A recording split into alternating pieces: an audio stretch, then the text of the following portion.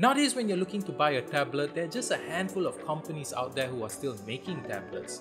Some of them are Apple, Huawei, and Samsung. And tablets have somehow become more than just a smartphone that went through a steamroller and the telephone part of it decided to pop out. No, tablets have become more like a laptop replacement. And one such example is the HUAWEI MatePad Pro, a gorgeous looking tablet which I highly recommend if you're willing to jump through some hoops for it. Similar to smartphones, the main enemy of devices that have a display is the bezels. And while the fight to reduce and remove bezels has been an ongoing battle, but it is one that is coming to an end. And while the MatePad Pro does have thin bezels, but hey, at least it doesn't have any notch or punch hole camera. And speaking about the display, it is one of the most gorgeous displays that I've ever seen. It is a 12.6-inch OLED display, and in case you didn't know, OLED displays have one of the best color reproductions in any displays available right now.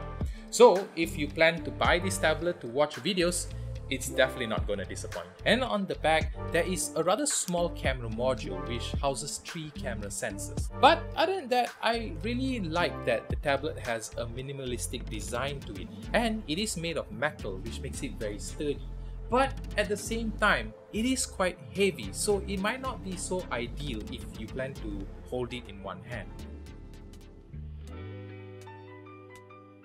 So far, I'm quite happy with how this tablet performs during my usage. It has been fast and it doesn't slow down regardless of how many browser tabs are open or how many apps are kept running. And speaking of apps, you might think that there's a limited number of apps on this tablet because, well, Huawei and Google are just not getting along. But that's not really the case. Huawei has its own app store in this tablet, but you're not going to find a lot of the apps that you use. One of the examples is Microsoft Edge. Yeah, sue me, I actually enjoy the new Microsoft Edge. But what the App Store does is redirects you to APK Pure, a website that houses many Android apps which you can download as an installer, and the tablet will do the installation for you. But you will still not be able to find Google apps like Gmail or even YouTube. It does feel like it's an extra step to get the apps that you would usually use, but the whole process is pretty seamless. However, there is one major problem. The Huawei store doesn't indicate to you that the apps that you have downloaded from APK Pure requires an update. So that means that you have to go through the whole entire process of downloading the installer from the website and getting the tablet to do the installation for you. Huawei has mentioned that its future products will be running on what they are calling HarmonyOS to replace Android. But HarmonyOS is pretty similar to what MIUI is on Xiaomi phones and ColorOS on Oppo phones. It's basically just a skin slapped onto Android, but it is a very attractive skin. Oh, and there's also the M Pencil, which is great for those of you who like doodling because it can detect pressure.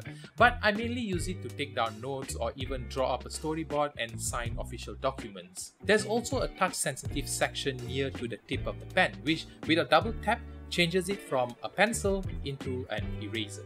The tablet can also be converted into a second screen if you have a Huawei laptop. By using PC Manager, which comes installed in most Huawei computers, you can set the laptop to mirror the display, extend the display, or even set it into collaborative mode, which allows you to transfer files from the computer to the tablet and vice versa. But what's fantastic about this is that you can still use the stylus while the laptop and tablet are paired, which is great if you need to sign documents while it is open on the laptop.